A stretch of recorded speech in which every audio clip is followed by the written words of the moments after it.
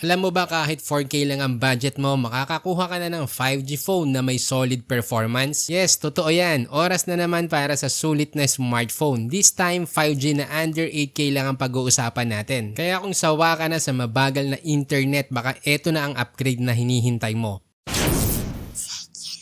Una, para kanino nga ba ang ganitong smartphone? Ang 5G phones under 8K ay para sa mga laging nakadata, active sa video calls at kailangan online kahit on the go. Kaya perfect ito sa mga estudyante, freelancers at mga rider. Una sa ating listahan, nandiyan ang Infinix Hot 50 5G. May 6.78-inch IPS LCD, 120Hz refresh rate at 262 ppi. Naka-Dimensity 6300 on 2.2 score na around 434K, 8GB RAM, 128GB storage at Android 14. Sa camera, naka 48 megapixel main, 2 megapixel depth sensor at 8 megapixel front camera. Andiyan din ang 5000 mAh 18 watts charger at IP54 dust and splash resistance. May SRP na 7,719 pesos. Ang susunod naman sa ating listahan ay ang HMD Crest 5G. Sila din yung dating Nokia. May 6.67 Full HD Plus OLED 395 ppi at 90Hz refresh rate. Naka Unisoc T760 on 2.2 score na around 423K,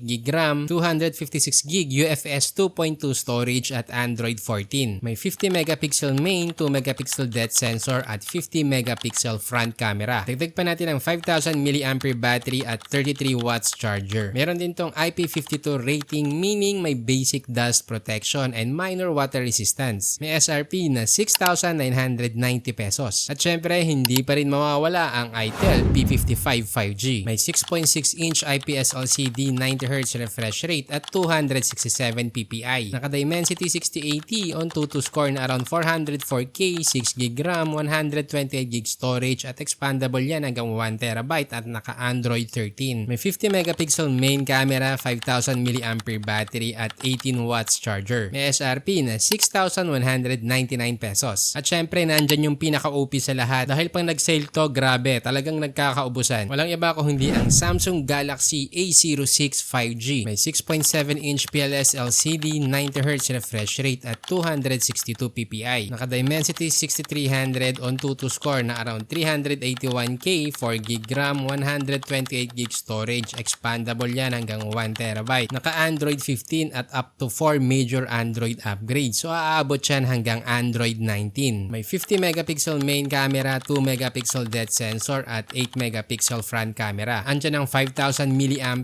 25 watts charger at mabibili mo lang pag sale around 4,480 pesos. Again, paunahan to sa presyong ganito dahil sobrang bilis talaga maubos. Ngayon, kung ang tanong mo ano dito yung best overall, well, walang ganon. Dahil ang bawat smartphone ay may kanya-kanyang highlight, lalo na kung hindi naman nagkakalayo yung presyo. Kaya nga dito sa Tech You Know, lagi naming sinasabi dapat alam mo yung gusto mo sa buhay at mamili ka lang din ng isa kung pang gaming ba, camera, display o battery ang habol mo. Ngayon, dito sa apat na to, kung gusto mo ng best display plus selfie camera, doon ka sa HMD Crest 5G. Ngayon, kung performance naman ang habol mo o light gaming, Infinix Hot 50 5G. Kung gusto mo naman ng sulit na future-proof phone, nandyan ang Samsung Galaxy A06 5G. Pero kung basic lang naman yung kailangan mo, andyan yung Itel P55 5G. Kaya sa mga nagpaparecommend dyan, mamili ka lang ng isa, camera ba o gaming performance. Kasi kung gusto mo ng best camera at best din sa gaming, well, mag-ipon ka na ng 50,000 pataas dahil magpa-flagship phone ka na. At kung isa dito ang ginagamit mong smartphone, paki-comment naman ang overall experience mo at nilagay ko na rin sa description ang mga official links kung saan mo to mabibili. Meron din kaming exclusive FB group na smartphone tips kung saan personal ka namin tutulungan pumili ng best smartphone for your budget. Kami na rin ang maghahanap ng legit store at discount para sa'yo. Exclusive to sa mga seryosong online buyers na gustong makatipid at magkaroon ng peace of mind. At kung nakatulong sa'yo ang video na to, huwag mong kalimutang mag-subscribe.